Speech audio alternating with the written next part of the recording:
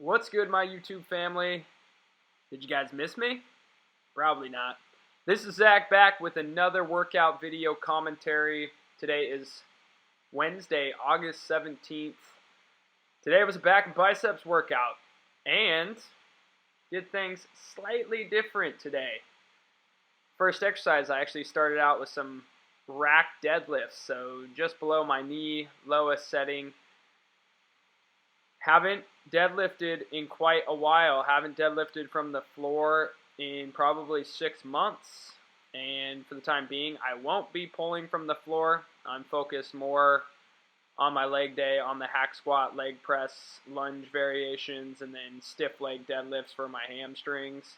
So by setting the pins here, I'm able to minimize my hamstring involvement. There's still some, but they're not under as big a stretch. So this is going to involve a little bit more upper and lower back, which is what I'm really targeting for back day. So the exercise set and rep scheme, I believe I did 4 sets of 8 to 12. This is my 4th set, and this was actually 12 reps with 275 on the bar. Everything felt pretty good here. No belt. I haven't been using a belt much at all. I may pull out the belt eventually, but for now, no belt is the way I will be going. You can see that bar in the front of the bar I'm pulling with. That I actually pulled with that the first set, and I had one of the gym staff come over and bitch at me about it being too loud and it shaking too much. So I had to use a stiffer bar, which honestly it was actually felt a lot better. And that bar I was using is a Rogue bar. So after rack deadlifts, I moved on to barbell rows. I try to keep my torso more parallel to the ground. You can see my torso elevates more and more as I get tired. So for any of you guys out there that feel like you're really, really tall during your barbell rows, try to start lighter, bend over more. I also use 25-pound plates instead of 45 pounds just so I could have maximal range of motion. That way the 45-pound plates weren't touching the platform. Instead, the 25s are obviously less in diameter. So after that, I moved on to one of my favorite back pieces. This is the Hammer Strength Chest Supported Row. I gripped with a pronated grip, and this hits more of the mid, lower traps and rhomboids rather than the lats. 4 sets of 12 to 15. This was my 4th set, and what I ended up doing here, I believe I went 15 reps, and then I continued with 5 reps on my left, 5 reps on my right, 5 reps on my left, and then 5 reps on my right to finish this off. And something I'm going to talk about, and you can actually see right now, my shoulder blades don't pull together all the way on this particular exercise. I think it's important to point out because a lot of people will do various row variations and they're not really concerned about their shoulder blade position and just how much recruitment is actually going on in their upper back. So for this one, it's difficult to get your shoulder blades to pinch together just because of the hand position. It's hard to row and pinch all the way together. Rather, this is more going to build thickness all through the side of the upper back, so closer to where the shoulder is rather than the middle of the shoulder blades. But what you're going to see here, and this is why this is one of my favorite variations, I actually am holding 2 single handles here, and what I do is my palms are facing down at the beginning, and then as I row, I turn so my palms are facing one another. And you can see there's so much more shoulder retraction here. My shoulder blades are actually squeezing all the way together. I'm almost trying to pinch my stringer top as I do the set. And that's why I love this exercise, is because it finally, you really get the thickness you're looking for.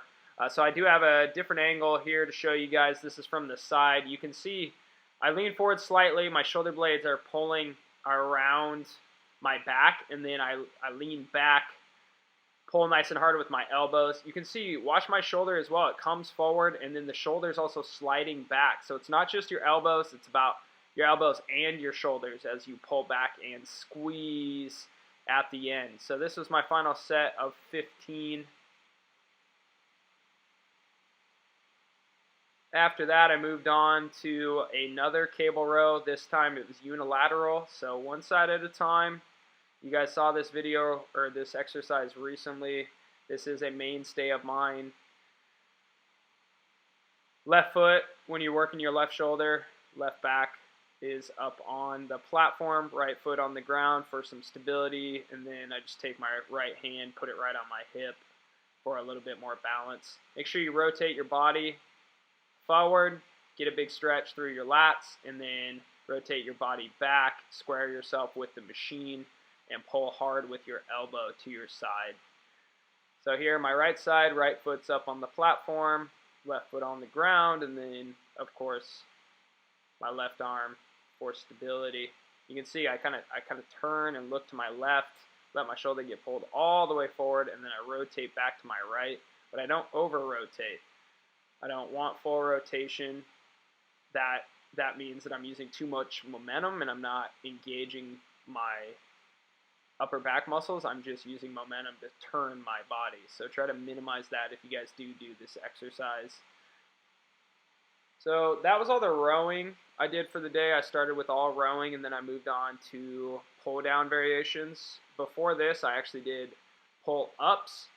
Obviously with all the rowing, I was weaker. I only managed 3 sets of 10 on pull-ups, and then I had to go to the assisted machine that's actually pictured in the background right there for 2 sets of 12 with an additional, I believe it was 30 pounds of support. So after I finished those pull-ups, I moved on to pull-downs in a couple different positions.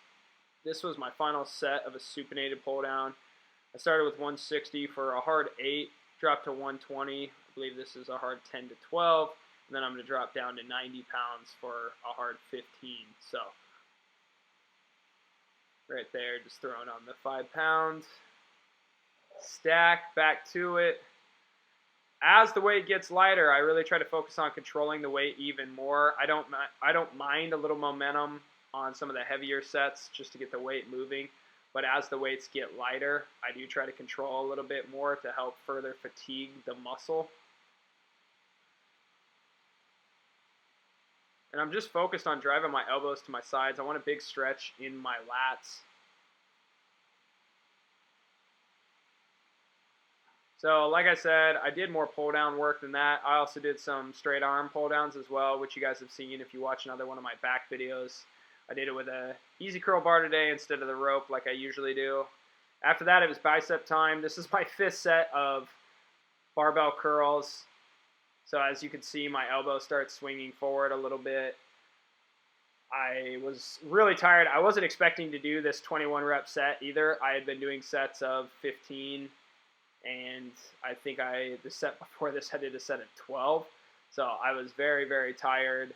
Obviously, this would be an example of a cheat curl. But like I said, you know, I get a lot of quality sets in, try to keep my form strict a majority of the time, but letting loose every once in a while and just thoroughly fatiguing the muscle, basically to failure where you have to recruit some other muscles, isn't always a bad way to go. So after the regular curls, I moved on to seated hammer curls. Now, my philosophy with arm training is this. Well, with bicep training, I'm going to do a regular curl of some sort where my palms are facing up towards the sky. That's going to help hit the bicep brachii, and it's going to help give you some of that sort of ball that you get in the bicep. And then I'm going to make sure to hit a neutral grip of some sort. So right here, this is neutral grip. This is involves more your brachioradialis and your brachialis. So you can see as I curl right here, where that little ball is right at the elbow, you're working on thickness over all of your biceps and thickness of the forearm as well. What I like to do for this hammer curl is actually really squeeze the dumbbell super hard to involve my grip more, because this variation of a curl does work your forearm more than a typical curl. So start with something standing, which I'm going to use probably a little bit more momentum, and then go to something seated, which helps take some of the momentum away from the movement. After that, I moved on to a cable incline curl. You guys know this is one of my new favorites. Big stretch in the bicep, almost a full lockout at the bottom. Curl up, trying to make sure not to drive my elbow forward. So I really want to isolate the bicep. I did sets of 12. I think I went all the way up to 15 as well. I had taken a little break in between bicep movements. I was talking to a friend of mine, so I felt refreshed after that 5 to 10 minute break, and then I came back and did this cable incline curl right here. So just left, right, back and forth, really not resting much.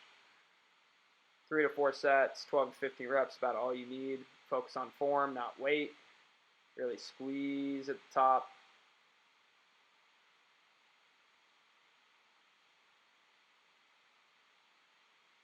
And I am going to be putting up a video here shortly where I talk a little bit more about my journey through my fitness journey, if you will, and just a little bit more of my philosophy behind what I am doing now. So look forward to that later this week. Final exercise, dumbbell spider curls right here. Set the bench up 2 or 3 clicks. Lean forward over the bench. Go with some dumbbells that are nice and light. You're working on the peak of the bicep here, so the short head of the bicep. Try to minimize elbow swing forward. Once you get tired, you can go to one side at a time. It's a really nice way to bust out some extra reps, keep the pump going, turn up the intensity while also not jeopardizing form too much. So you can see here I went all the way up to 20 reps total per arm. And that's all I got for today, guys. I hope you enjoy this video. I hope you're enjoying the content overall. Please make sure to subscribe if you are enjoying the channel. I am going to continue to do this, so expect more and more videos throughout the coming weeks, months, and hopefully years. Other than that, I hope you guys have a great day. Until next time, I am out.